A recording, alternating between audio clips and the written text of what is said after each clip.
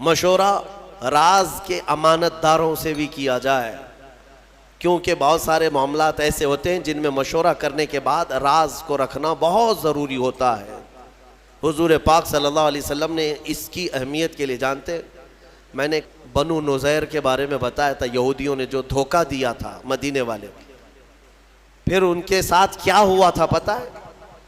حضور پاک صلی اللہ علیہ وسلم مدینے میں آئے، مسجد نبوی میں رات کو مشورہ لیا صحابہ سے کہ کیا کریں اب ان کے ساتھ۔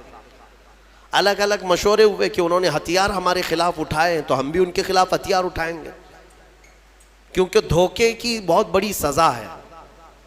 یعنی جیسے یوں سمجھ لیں کہ دیش ویرودھی ہے، وہ اینٹی نیشنل جس کو کہیں، مدینے کی خرابی کے بارے میں جو لوگ سوچے تھے ان کی سزا تھی۔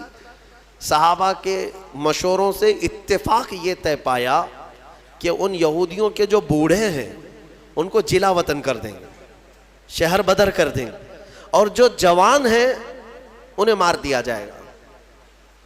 تو یہ طے پایا اور حضور نے فرمایا اس کو راز میں رکھا جائے۔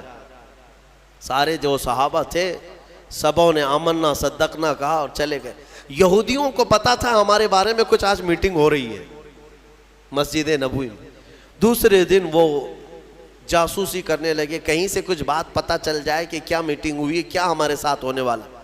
ایک صحابی تھے حضرت ابو لبابہ، ان کی پرانی دوستی تھی کیونکہ شہر میں رہتے تھے، یہودی بھی دوست تھے، گزر رہے تھے تو دوستوں نے پکڑ لیا، کہا کہ ابو لبابہ کل تم بھی تھے وہاں پر، ہمارے بارے میں کیا مشورہ ہوا ہے؟ کہا نہیں میں نہیں بول سکتا۔ صحابی تھے اور امانت دار بھی تھے، وفادار بھی تھے، انہوں نے کہا نہیں میں نہیں بول سکتا۔ تو انہوں نے بہت اپنی پرانی یادیں یاد دلائی اور منتیں سماجتیں کرنے لگے، بچپن کا تو ساتھی ہے، ہمارا یار ہے، بتا تو صحیح۔ تو وہ جذباتی ہو گئے، پرانی یادیں، دوستی یاری سب یاد دلانے کے بعد تھوڑے سے جذباتی ہو گئے، اور انہوں نے صرف کہا نہیں بلکہ یوں اشارہ کیا گردن کی طرف، یوں کر دیا اور چلے گئے، میں نہیں بولوں گا، کچھ نہیں بولوں گا۔ وہ سمجھ گئے کہ قتل کا منصوبہ مشورہ ہوا ہے۔ شام ہونے سے پہلے سارے یہودی مدینے سے بھاگ گئے، سب چھوڑ کر نکل پڑے۔ حضور پاک صلی اللہ علیہ وسلم کو خبر ہوئی تو حضور نے صحابہ کو بلایا اور کہا کس نے اللہ کے رسول کے راز کو افشا کیا؟ کون ہے جس نے ہمارے کل کی رات ہونے والے مشورے کے راز کو افشا کیا؟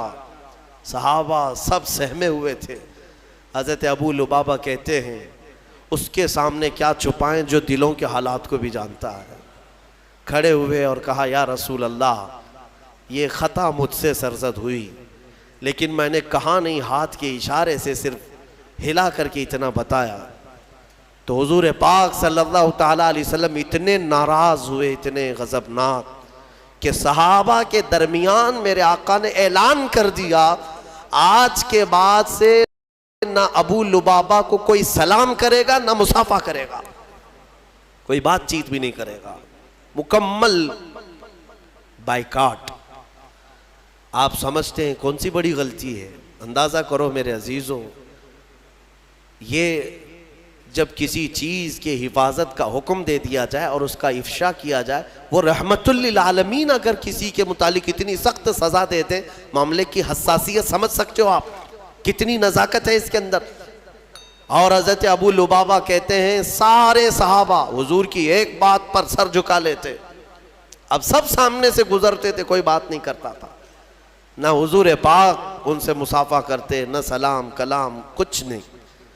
اب ظاہر سی بات ہے ان کے لیے یہ موت سے بڑی سزا تھی، مدینے میں رہتے ہوئے بہت سخت حالات تھے، یہاں تک کہ ان کی سگی بیوی وہ بھی بات نہیں کرتی تھی، کھانا وقت پر لا کر دے دیتی تھی لیکن بات نہیں کرتی تھی، رسول پاک نے منع فرمایا ہے۔ صحابہ اکرام تھے، صحابہ، حضور پاک صلی اللہ علیہ وسلم کے اس اعلان کے بعد ابو لبابہ نے اپنے آپ کو مسجد نبوی کے کھمبے سے باندھ لیا تھا، رسی سے، اور اپنی بیوی سے کہا تھا مجھے اس وقت تک باندھے رکھو جب تک میری توبہ قبول نہ ہو جائے۔ اللہ تعالیٰ جب تک مجھے معاف نہیں کرے گا تب تک مجھے کھولنا نہیں. ان کو باندھا گیا، نمازوں کے وقت کھولا جاتا تھا، کھانا دیا جاتا تھا، حاجتیں کرتے پھر بندھ جاتے تھے. 40 دن گزر گئے ان کے، یا 1 مہینے کے قریب. اتنا لمبا عرصہ وہ رسی سے بندھے رہے. پھر رب ذوالجلال نے وہی فرمائی اپنے حبیب پاک صلی اللہ علیہ وسلم. اللہ تبارک و تعالی حضور کے غلاموں پر بھی رحیم ہے. رحم فرمایا اور حکم ہوا کہ ابو لبابہ کی توبہ قبول ہے. جیسے ہی یہ بات آئی، حضور پاک فجر کی نماز پڑھائے، واپس آئے، اپنے ہاتھوں سے ابو لبابہ کو کھولا اور اس کے بعد انہیں مصافحہ بھی کیا، اپنی جماعت میں لیا. یہ بتانا مقصود ہے، پوری امت کو یہ درس ہے کہ ان معاملات کو ہلکے میں نہ لیا جائے. یہ حساسیت ہے. یہاں لوگ تو خبری بنے ہوئے ہیں، مسلمانوں کی جاسوسی کرنے پر بیٹھے ہوئے ہیں. اللہ کی پناہ، تمہیں اندازہ بھی نہیں ہے کہ آخرت میں کتنے بڑے عذاب کے شکار ہوں گے. تم کیا سمجھتے ہو 500 کی نوٹ کوئی پکڑا دیں گے تمہیں جاسوسی کرنے پر، تمہارا گھر چل جائے گا؟ کب تک اس ذلت والی زندگی سے نکلو. بعض لوگ پیسے کے لیے کرتے ہیں اور بعض لوگ یہ سمجھتے ہیں کہ پولیس سے ہمارے تعلقات اچھے ہو جائیں گے، کچھ لوگوں کی خبریں دیں گے تو ہم ان کے محبوب ہو جائیں گے. کبھی محبوب نہیں بنتے، کبھی محبوب نہیں. 10 سال تم خبریں دیتے رہو، محبوب بنے رہو، ایک دن مردود بنی جاؤ گے. مردود تو بننا ہی ہے ان کے ہاتھ میں. میرے عزیزو، ان چیزوں سے اپنی قوم کی جاسوسی کرنا، خبریں دینا نہایت ہی سخت بڑا گناہ ہے. اللہ کا عذاب اس شخص پر ہے جو مومنین کے متعلق اس طرح کی باتیں کرتا ہے. قرآن کہتا ہے وَلَا تَجَسَّسُوا، جاسوسی مت کرو خبریں لے جا کر. بلکہ میرے آقا صلی اللہ علیہ وسلم نے فرمایا من ستر اخیہ ستر اللہ لہ، جس نے اپنے بھائی کا کوئی عیب دیکھا اور چھپا دیا، قیامت کے دن اللہ اس کے سارے عیب چھپائے گا، تمہیں ننگا ہونے سے بچا لیا جائے گا. تو ان چیزوں پر عمل کریں.